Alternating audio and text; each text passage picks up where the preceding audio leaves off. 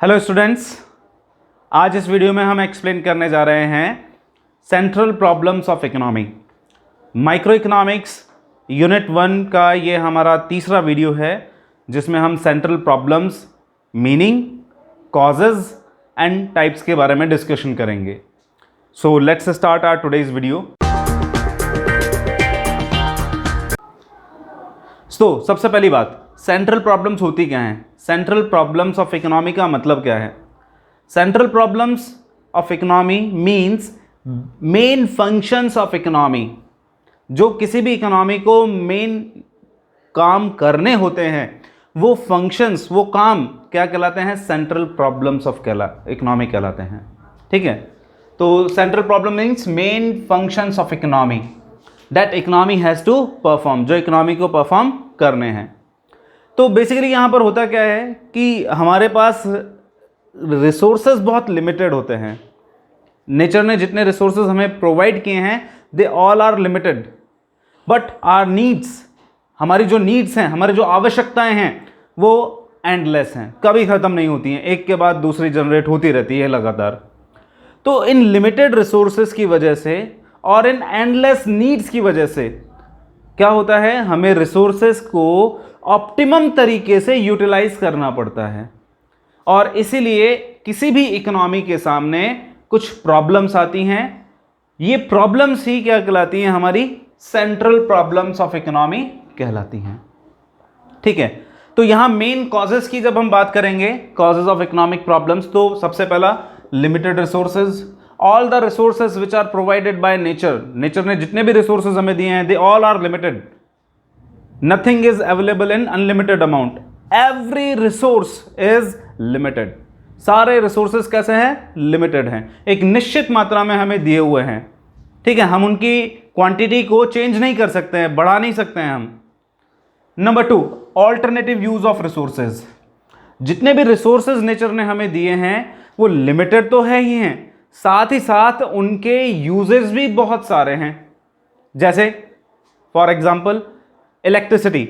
Electricity हमारे घरों में भी यूज आती है, लेकिन सेम इलेक्ट्रिसिटी क्या हो सकता है? फैक्ट्रीज में, फार्म्स में भी यूज आती है। इसके द्वारा हम ट्रेन्स भी चलाते हैं।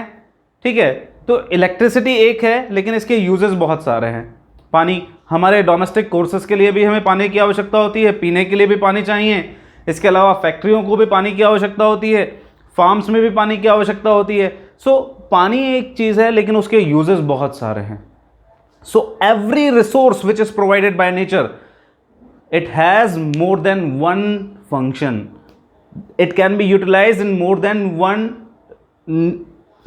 It can be utilised to satisfy more than one need. ठीक है, एक से ज़्यादा आवश्यकताओं को पूरा करने में इसका उपयोग किया जा सकता है। इसीलिए सारे के सारे रिसोर्सेज कैसे हैं? ऑल्टरनेट यूज वाले हैं। थर्ड, अनलिमिटेड और एंडलेस नीड्स। जितनी भी हमारी आवश्यकताएं हैं वो एंडलेस हैं, कभी ख़त्म नहीं होती हैं। एक आवश्यकता संतुष्ट होती है, सेटिस्फाई होती है, तो दूसरी जनरेट हो जाती है। तो इस तरह से हमारी आवश्यकताएं, हमारी नीड्स कभी भी ख़त्म नहीं होती हैं। यही तीनों हमारी क्या हैं? इकोनॉमिक प्रॉब्लम्स के कारण हैं। इन्हीं की वजह से सारी इकोनॉमिक प्रॉब्लम्स जनरेट होती है। इसी की वजह से हमें रिसोर्सेज का किस मैनर में यूज करना है ये डिसाइड करना पड़ता है। अब हम बात करते हैं कौन कौन सी प्रॉब्लम्स है जो किसी इकोनॉमी को फेस करनी पड़ती हैं। नाउ अब हमारा टॉपिक है यहाँ पर टाइप्स ऑफ सेंट्रल प्रॉब्लम्स, या कौन कौन सी मेन प्रॉब्लम्स होती हैं जो इकोनॉमी को फेस करनी पड़ती हैं। तो यहाँ पर हमने सेंट्रल प्रॉब्लम्स को 3 पार्ट में डिवाइड किया है। Number 1, problem of allocation of resources, resources के एलोकेशन की problem. Number 2, problem of fuller utilisation of resources, resources का फुल यूटिलाइजेशन कैसे किया जाए। ठीक है, एंड देन थर्ड है problem of growth of resources, resources का विकास, ग्रोथ कैसे किया जाए। ठीक है, हमारे सिलेबस में problem of allocation of resources दिया गया है। इन दोनों के बारे में हमारे सिलेबस में डिस्कशन नहीं किया गया है। माइक्रो इकोनॉमिक्स में इन दोनों के बारे में हमारे यहाँ पर सिलेबस में डिस्कशन नहीं किया गया है। अब ये जो प्रॉब्लम ऑफ एलोकेशन है, इसके अंतर्गत हमारे पास, इसके अंदर हमारे पास 3 तरह की प्रॉब्लम्स आती हैं। पहला है हमारा व्हाट टू प्रोड्यूस, क्या प्रोड्यूस किया जाए। किसी भी इकोनॉमी को सबसे पहले जिस क्वेश्चन का सामना करना पड़ता है वो है कि इकोनॉमी क्या प्रोड्यूस करे, कैपिटल गुड्स प्रोड्यूस करे कि कंज्यूमर गुड्स प्रोड्यूस करे। ठीक है, तो इकोनॉमी को चूज करना पड़ेगा कि उसे कौन सी गुड प्रोड्यूस करनी है। Number 2, how to produce, it means कौन सी टेक्नोलॉजी यूज की जाए। सेलेक्टेड गुड्स को प्रोड्यूस करने के लिए कौन सी टेक्नोलॉजी यूज की जाए, ये दूसरी समस्या है जो किसी भी इकोनॉमी को फेस करनी पड़ेगी। ठीक है, तीसरी प्रॉब्लम है इकोनॉमी की, फॉर हुम टू प्रोड्यूस, क्या प्रोड्यूस किया जाए। सॉरी, तीसरी प्रॉब्लम है हमारी, थर्ड प्रॉब्लम है हमारी फॉर हुम टू प्रोड्यूस, किसके लिए प्रोड्यूस किया जाए। इकोनॉमी में जितनी भी गुड्स प्रोड्यूस हो रही हैं फाइनली उनका कंजम्पशन कौन करने वाला है, ये इकोनॉमी की तीसरी समस्या होगी। ठीक है, अब हम वन बाय वन तीनों के बारे में यहां पर डिस्कशन करेंगे। हमारी फर्स्ट प्रॉब्लम है व्हाट टू प्रोड्यूस, क्या प्रोड्यूस किया जाए, किस कमोडिटी का प्रोडक्शन करे। इकोनॉमी को सबसे पहले डिसाइड करना होगा कि इकोनॉमी कौन कौन सी गुड्स या किस कमोडिटी का प्रोडक्शन करना चाहती है। तो इकोनॉमी के पास रिसोर्सेज लिमिटेड हैं बेसिकली। ठीक है, इसीलिए इकोनॉमी को डिसाइड करना पड़ेगा कि इकोनॉमी कौन सी कमोडिटी प्रोड्यूस करने जा रही है। For example, economy capital goods का प्रोडक्शन कर सकती है या कंज्यूमर गुड्स का प्रोडक्शन कर सकती है। ठीक है, या फिर एक्स गुड का प्रोडक्शन कर सकती है और वाई गुड का प्रोडक्शन कर सकती है, और any combination of both goods, है ना। दोनों कमोडिटीज का ही कोई कॉम्बिनेशन प्रोड्यूस कर सकती है जिसमें एक कमोडिटी ज्यादा दूसरी कमोडिटी कम, किसी भी रेशियो में हो सकती है। इकोनॉमी को डिसाइड करना पड़ेगा कि इकोनॉमी किस कमोडिटी का और किस मात्रा में उसका प्रोडक्शन करना चाहती है। तो इसका डिसीजन कैसे लिया जाएगा, इसका डिसीजन लिया जाएगा on the basis of availability of resources. Resources कौन कौन से अवेलेबल हैं इस आधार पर। अगर मान लेते हैं रिसोर्सेज ऐसे हैं जिनका प्रोडक्शन कैपिटल गुड्स में हो सकता है तो कैपिटल गुड्स का ज्यादा प्रोडक्शन होगा। अगर रिसोर्सेज ऐसे हैं जिनका प्रोडक्शन कंज्यूमर गुड्स के प्रोडक्शन में हो सकता है जिनका यूज, तो कंज्यूमर गुड्स का ज्यादा यूज प्रोडक्शन किया जाएगा। तो इस आधार पर अवेलेबिलिटी ऑफ रिसोर्सेज के बेसिस पे डिसीजन लिया जाएगा। नंबर 2, गवर्नमेंट्स डिसीजन, सरकार क्या चाहती है प्रोड्यूस करना, सरकार किस तरह की कमोडिटी का ज्यादा प्रोडक्शन करवाना चाहती है, ये भी मैटर करेगा कि इकोनॉमी कौन सी कमोडिटी ज्यादा प्रोड्यूस करेगी। ठीक है, then structure of demand, economy में किस तरह की कमोडिटीज की डिमांड ज्यादा है, कंज्यूमर गुड्स डिमांड में है, कैपिटल गुड्स डिमांड में है। इस आधार पर इकोनॉमी डिसीजन लेगी कि वो कौन सी कमोडिटी ज्यादा और कौन सी कमोडिटी कम प्रोड्यूस करेगी। इसके अलावा प्रॉफिटेबिलिटी, कि किस कमोडिटी के प्रोडक्शन में ज्यादा प्रॉफिट हो रहा है, किसके प्रोडक्शन में ज्यादा या कम कॉस्ट आ रही है। इन सब चीजों के आधार पर डिसाइड किया जाएगा कि कमोडिटी की इकोनॉमी किस तरह की कमोडिटी का ज्यादा प्रोडक्शन करेगी, किस तरह की कमोडिटी का कम प्रोडक्शन करेगी। क्लियर। अब हमारी सेकंड प्रॉब्लम है how to produce. Now second problem of economy is how to produce. Selected commodities का या सेलेक्टेड कॉम्बिनेशन ऑफ कमोडिटीज का प्रोडक्शन कैसे किया जाएगा, यानी कौन सी टेक्नोलॉजी का हम यूज करेंगे गुड्स को प्रोड्यूस करने के लिए। ठीक है, तो ये प्रॉब्लम हमारी रिलेटेड है सिलेक्शन ऑफ टेक्नोलॉजी से। अब यहां पर टेक्नोलॉजी दो तरह की हो सकती है, capital intensive and labour intensive. Capital intensive माने जिसमें ज्यादा कैपिटल हो, कैपिटल माने मशीनरी का यूज ज्यादा हो और लेबर का यूज कम हो। ऐसी टेक्नोलॉजी जिसमें लेबर कम यूज होगा और मशीनें ज्यादा यूज होंगी उसे बोलेंगे कैपिटल इंटेंसिव टेक्नोलॉजी। और दूसरी लेबर इंटेंसिव टेक्नोलॉजी मतलब होगा ऐसी टेक्नोलॉजी जिसमें हम मशीनों का उपयोग तो कम करें लेकिन लेबर का उपयोग ज्यादा करें। ऐसी टेक्नोलॉजी जिसमें कैपिटल कम हो और लेबर ज्यादा हो, ऐसी टेक्नोलॉजी कहलाएगी हमारी लेबर इंटेंसिव टेक्नोलॉजी।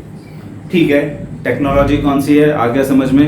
दोनों में से कोई सी टेक्नोलॉजी चूज कर सकते हैं, बट कौन सी टेक्नोलॉजी चूज करेंगे, लेबर इंटेंसिव के कैपिटल इंटेंसिव। इसका डिसीजन कैसे लिया जाएगा, तो इसका डिसीजन नॉर्मली लिया जाएगा कुछ पॉइंट्स के बेसिस पर, कुछ फैक्ट्स के बेसिस पर, जिनमें पहला है साइज ऑफ पॉपुलेशन। पॉपुलेशन कितनी है भाई, ये भी मैटर करेगा। इंडिया जैसी कंट्री जिसमें पॉपुलेशन बहुत ज्यादा है वहां पर सुटेबल टेक्नोलॉजी कौन सी होगी, obviously labour intensive technology is suitable for countries like India where population कैसी है, बहुत ही ज्यादा है। दूसरा है हमारा रिसोर्सेज, किस तरह के रिसोर्सेज हैं हमारे पास। अगर मान लेते हैं नेचुरल रिसोर्सेज बहुत ज्यादा हमारे पास है, नेचुरल रिसोर्सेज हमारे पास बहुत ज्यादा अवेलेबल है, तो वहां पर कैपिटल इंटेंसिव टेक्नोलॉजी का यूज करना ज्यादा बेहतर रहेगा। जैसे ऑस्ट्रेलिया, कनाडा, इस तरह इन कंट्रीज में पॉपुलेशन बहुत कम है लेकिन रिसोर्सेज बहुत ज्यादा अवेलेबल है, इसीलिए यहां पर क्या किया जाता है, कैपिटल इंटेंसिव टेक्नोलॉजी का यूज ज्यादा किया जाता है। थर्ड है हमारे पास यहां पर प्राइस ऑफ लेबर, लेबर की प्राइस क्या है या कैपिटल की प्राइस क्या है। ठीक है, अगर मान लेते हैं किसी कंट्री में लेबर बहुत महंगा है, लेबर के रेट्स बहुत ज्यादा हैं, जैसे डेवलप कंट्रीज में नॉर्मली वहां लेबर की प्राइसेस बहुत ज्यादा होती हैं, इसीलिए वहां पर ज्यादातर प्रेफर की जाती है कैपिटल इंटेंसिव टेक्नोलॉजी यूज करना। ठीक है, तो ये भी मैटर करेगा कि प्राइस ऑफ लेबर या प्राइस ऑफ कैपिटल कितनी है, उसके आधार पर डिसीजन लिया जाएगा कौन सी टेक्नोलॉजी चूज करेंगे। तो ये है हमारी सेकंड प्रॉब्लम। अब लास्ट एक प्रॉब्लम और है हमारी, फॉर हुम टू प्रोड्यूस। तो इकोनॉमी की थर्ड प्रॉब्लम है फॉर हुम टू प्रोड्यूस, यानी जिन कमोडिटीज का इकोनॉमी ने प्रोडक्शन किया है उन कमोडिटीज को डिस्ट्रीब्यूट कैसे किया जाए। ये डिस्ट्रीब्यूशन किस आधार पर हो, सोशल वेलफेयर के आधार पर हो या परचेसिंग पावर के आधार पर हो, यानी सभी को गुड्स प्रोवाइड की जाएं, इकोनॉमी में जितने भी लोग हैं सभी को गुड्स प्रोवाइड की जाएं, या जो लोग खरीदने की क्षमता रखते हैं, परचेसिंग पावर है जिनके पास, यानी जिनकी इनकम ज्यादा है, उनको गुड्स प्रोवाइड की जाए। तो ये जो हमारा डिसीजन लिया जाएगा, ये गवर्नमेंट जब डिसीजन लेगी तो गवर्नमेंट प्रेफर करेगी social welfare maximisation, social welfare maximisation, क्योंकि गवर्नमेंट के काम करने का मुख्य उद्देश्य होता है कि समाज में रहने वाले, देश में रहने वाले सभी लोगों का वेलफेयर क्या हो जाए, बढ़ जाए, मैक्सिमम हो जाए। तो गवर्नमेंट हमेशा डिसीजन लेगी किस बेसिस पर, सोशल वेलफेयर मैक्सिमाइजेशन के बेसिस पर, यानी वो चाहेगी इक्विटेबल डिस्ट्रीब्यूशन होना चाहिए, सभी को गुड्स प्रोवाइड की जानी चाहिए। लेकिन जो फ्री मार्केट होता है, मार्केट में कीमत पे कर सकता है, प्राइस पे कर सकता है, यानी रिच सेक्शन के लिए। तो फ्री मार्केट जो होगा वो प्रेफर करेगा distribution on the basis of purchasing power, खरीदने की क्षमता के आधार पर गुड्स डिस्ट्रीब्यूट की जाएंगी। तो इस तरह से डिसीजन लिया जाएगा फॉर हुम टू प्रोड्यूस का, किसके लिए प्रोड्यूस की जाए, अमीर के लिए प्रोड्यूस की जाए या गरीब के लिए, सभी के लिए प्रोड्यूस की जाए या जो सिर्फ कीमत पे कर सकता है उसके लिए प्रोड्यूस की जाए। सो आज का वीडियो हमारा यही खत्म करते हैं और नेक्स्ट वीडियो में नेक्स्ट टॉपिक के साथ हम जल्दी मिलेंगे। Meet you soon, good bye.